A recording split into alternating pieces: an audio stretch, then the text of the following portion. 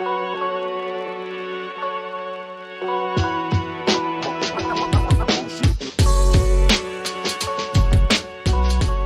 right, so I'm going to start with the rapid fire round. At what age do you want to retire? 80. How long does it take you to get ready in the mornings? Something like between half an hour and an hour. Most embarrassing moment of your life? I cannot tell. That's a pass. Favorite color? Right. What time of day are you most inspired? The morning, definitely. How many hours of sleep can you survive on? 3 hours. Fill in the blank. An upcoming technology trend is blank. Innovative. The city in which the best kiss of your life happened. Leo. Pick one, Mark Zuckerberg or Elon Musk.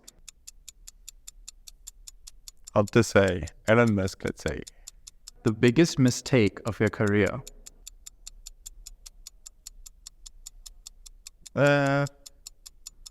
Feeling that I'm invincible. How do you relax? Usually I'm doing sports, mountain biking or hiking, many stuff. How many cups of coffee do you drink per day? Something like 10. A habit of yours that you hate. Smoking. The most valuable skill you've learned in life. Listening to people. Your favorite Netflix show. Mercredi. The last movie that you watched and that was memorable. Wow. I pass. The last song you listened to that you like. Yes, it was from Wax Taylor. I don't remember the song, but it's really nice. This one you can obviously pass. Can you hum the tune? Can I what? Hum the tune. No, I pass. All right, so that's the end of the rapid fire. Pretty fun. Is there any rapid fire question that you want to elaborate on in more detail, or do you want to move on to the longer questions? No, let's go to the longer question. Okay. So can you share with us your journey in the Internet of Things industry from the early days of M2M to the current state of IoT? How has the industry evolved over the past 15 years? Yeah, so I've seen the whole journey from machine to machine to the IoT. And, first we had to, it was like always the same principle to gather some data. So it could be from sensors, for example, and send this data to an internet platform. So the principle was always the same, but at the beginning we had to just create the protocols, create the gateways, create the technology, so to be able to do that. So it was a long and difficult work. It was really low level, so you have to understand like the electronics and low level development. And little by little, I've seen that there was more and more standards, more and more gateway that was multi-protocol, more and more IoT platform in the market. And now it's like crazy. We have like more than 600 IoT platform in the market. We have a bunch of standards that are taking care of the cybersecurity, that are taking care of the reliability of the communication. So we came to a really homemade solution, to a really industrial, and even it's close to be a commodity. So, I mean, in few years, we will not talk about IoT anymore. I can see that in few years, it will be just nothing. We don't mention that because it will be just a commodity. Mm-hmm. So you mentioned cybersecurity, but besides that, what are the main challenges that companies face when implementing IoT solutions? And how do you address them at Volvo Group? Yeah, if I talk about industrial IoT. So really the IoT for the industry 4.0, because it's really my domain. One of the biggest challenge is the heterogeneity of the equipment, of the industrial equipment in factories, because it's quite easy to do IoT if you're, for example, if you're a Tesla, so you are building a new factory from scratch.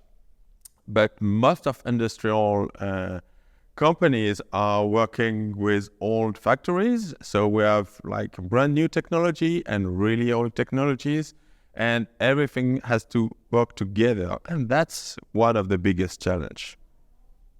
Could you provide some examples of IoT deployments at Volvo Group and how they have improved operational efficiency or customer experience? Yeah, we have deployed tens of solutions in production now, but one of them, it's one of the first that I really like, is a solution to geolocate our trucks.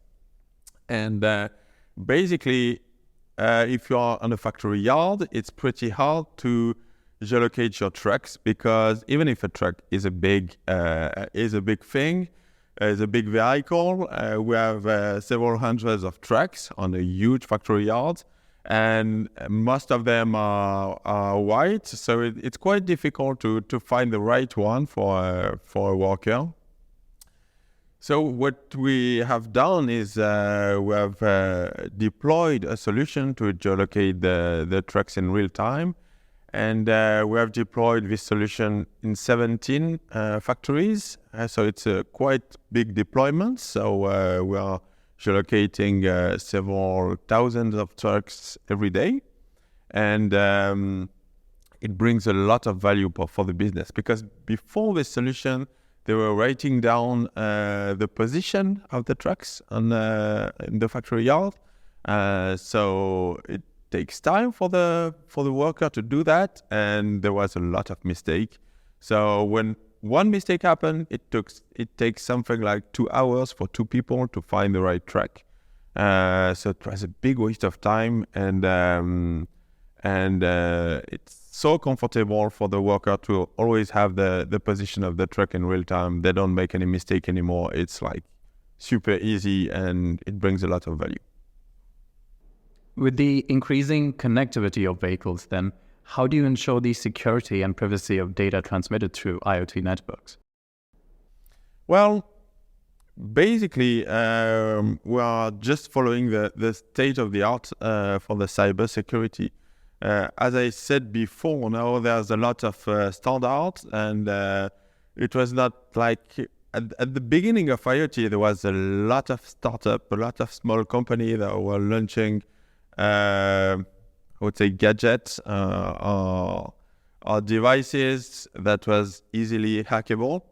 But now it's not the case. If you follow the right policy, if you follow the rules, and if you have a state-of-the-art in the cybersecurity, you're not 100% safe, but you have a good level of security quite easily, I would say.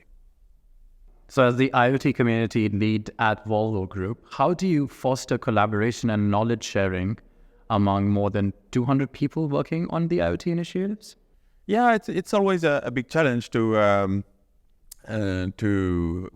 this community to keep it alive, and so we have several channels. For example, we have a Yammer channel to just share some fun stuff, any progress that we are doing. We have also a SharePoint to have like the official document and the official status of the project and initiative. But we are also using Stack Overflow for the forum, for more question stuff. We are using Confluence for wiki, so more a wiki way of talking. And we are also using newsletter, so a monthly newsletter sent by email to keep members informed. And one of the biggest challenge if you want to build a community globally is to have a relay all over the countries. So For some countries, I have good relay and it works really well. For some other, the relay is more weak and it works a little bit. It's a little bit harder. So that's always a big challenge.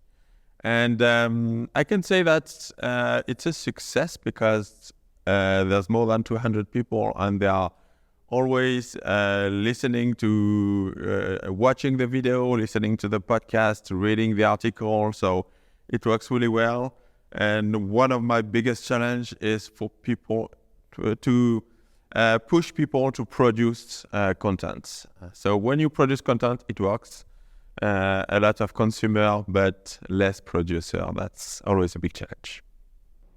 So the 5G IoT market is projected to grow significantly in the coming years. What are the key factors contributing to this accelerated growth, and what opportunities does it present for businesses? Well, the 5G, I can see a big interest for autonomous vehicle, and we are working a lot for having autonomous vehicle, especially in the construction equipment, because it's easier than on the road. But for the industry, really, we have so much to do before 5G that it's not going to be like a revolution for me in the few coming years. So can you then share some insights into the potential benefits and challenges of implementing IoT in the transportation and logistics sector? So in logistics, I mean, that's a domain where the IoT can bring a lot of values. And I have the feeling that we are just at the beginning, because being able to track any assets, so it could be, it could be a packaging, it could be the product inside the packaging, or it could be rack, it could be a different kind of things. At Volvo, we have a crazy logistic flow. You cannot imagine the number of logistic flow to build one truck. So that's a huge challenge for us, and we are working on it. We are working hard to have a good track and trace solution for the logistic, and I'm convinced that it will bring a lot of value in the future. So what is there something exciting about it that you are currently working on? Well, I'm working on a big solution, a big tool to deploy in all Volvo factories, and this tool will help shop floor people to connect any industrial equipment, to visualize any data, and to be notified on any condition, any specific condition that they will define. So it's like giving all the power of IoT into people without any IT skills. They will be able to use it without any development skills. Okay. How's the evolution of the automotive industry with IoT influencing the 5G IoT market? What are some specific use cases where 5G and IoT are revolutionizing the automotive sector? Well, definitely the autonomous vehicle is the next revolution in transportation. And also another really important thing is for the transportation to be as a service. Volvo will not sell trucks in 10 years. They will sell kilometers. And that will be a tremendous shift in the way of doing our business. And so how can businesses and organizations overcome the challenges of fully leveraging the potential of 5G IoT? So, the analysts said that more than 70% of the IoT initiative failed, and it always for the same reason. We can see that we are doing a mistake with the organization because we didn't collaborate enough between the IT and the OT community. So we have to build a better organization for that. A second reason is to skill up people because it's new technology and you need to train people for that. And the third reason, and it's not the least, it's to have some foundation. So if I talk about IoT, I mean, everybody in your company should work on the same platform using the same protocol so they can share their knowledge and they can really build something together. That's really an important thing. Okay. Are there any emerging trends or technologies in the IoT space that you find particularly exciting or promising for the future of the industry? Yeah, all the technology around positioning, where the Wi-Fi 6, LoRa is coming with a new technology for the positioning. We have also more and more satellites over in the sky. So all this positioning technology are going more and more accurate and also less and less expensive. So I think that's really, really exciting. All right, so the last question for you is of a personal kind.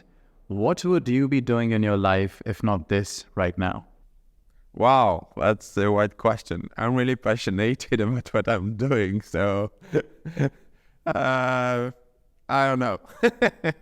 Gardening, windsurfing, nothing comes to... Oh yeah, sure. I can, live in the mountain and just enjoy the life.